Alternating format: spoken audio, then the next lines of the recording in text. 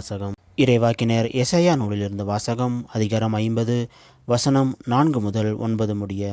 நலிவடைந்தவனை நல்வாக்கால் ஊக்குவிக்கும் அறிவை நான் பெற்றிட ஆண்டவராகிய என் தலைவர் கற்றோனை நாவை எனக்கு அளித்துள்ளார். காலைதோறும் அவர் என்னை தட்டி எழுப்புகின்றார்.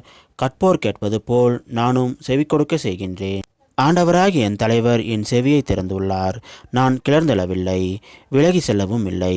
அடிப்போருக்கு என் முதுகையும் தாடியை பிடுங்குவோருக்கு என் தாடையும் ஒப்புவித்தேன். நிந்தனை செய்வோருக்கும் காரி உமிழ்வோருக்கும் என் முகத்தை மறைக்கவில்லை. ஆண்டவராகிய என் தலைவர் துணை நிற்கின்றார். நான் அவமானமடையேன்.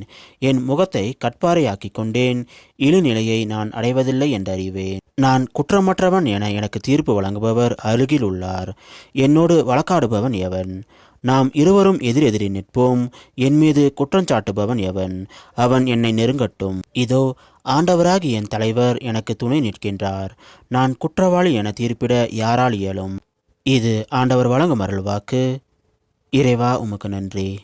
இன்றைய நற்செய்தி. புனித மத்தேயு எழுதிய நற்செய்தியிலிருந்து வாசகம். அதிகாரம் 26 வசனம் 14 முதல் 25 முடிய. 12 ஒருவனாகிய யூதாஸ் இஸ்காரியோத்து தலைமை குருவிடம் வந்து, இயேசுவை உங்களுக்கு நான் காட்டிக் கொடுத்தால் எனக்கு என்ன தருவீர்கள் என்று கேட்டான். அவர்களும் 30 வெள்ளிக்காசுகளை எண்ணி அவனுக்கு கொடுத்தார்கள். அது முதல் அவன் அவரை காட்டிக் கொடுப்பதற்கு வாய்ப்பு தேடிக்கொண்டிருந்தான். புளிப்பற்ற அப்பா விழாவின் முதல் நாளில் சீடர்கள் இயேசுவை அணுகி வந்து, நீர் பாஸ்கா விருந்துண்ண நாங்கள் எங்கே ஏற்பாடு செய்ய வேண்டும் என விரும்புகிறீர் என்று கேட்டார்கள். இயேசு அவர்களிடம், நீங்கள் புறப்பட்டு நகருக்குள் சென்று இன்னாரிடம் போய், எனது நேரம் நெருங்கி வந்துவிட்டது, என் சீடர்களோடு வீட்டில் பாஸ்கா கொண்டாடப் போகிறேன் என போதகர் கூறுகிறார் என சொல்லுங்கள் என்றார். இயேசு தங்களுக்கு பணித்தபடியே சீடர்கள் செயல்பட்டு பாஸ்கா விருந்துக்கு ஏற்பாடு செய்தார்கள். மாலை வேளையானதும் அவர் 12 பந்தியில் அமர்ந்தார். அவர்கள் உண்டு கொண்டிருந்த பொழுது அவர், உங்களுள் ஒருவன் என்னை காட்டிக் கொடுப்பான் என உறுதியாக உங்களுக்கு சொல்கிறேன் என்றார்.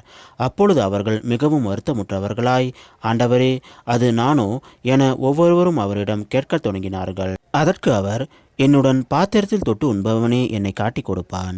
மானிட மகன் தம்மை பற்றி மறைநூலில் எழுதியுள்ளபடியே போகிறார். ஆனால் ஐயோ அவரை காட்டிக் கொடுக்கிறவனுக்கு கேடு.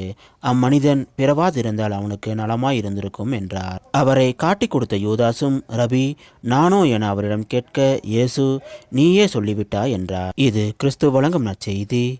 கிறிஸ்துவே உமக்கு புகழ்.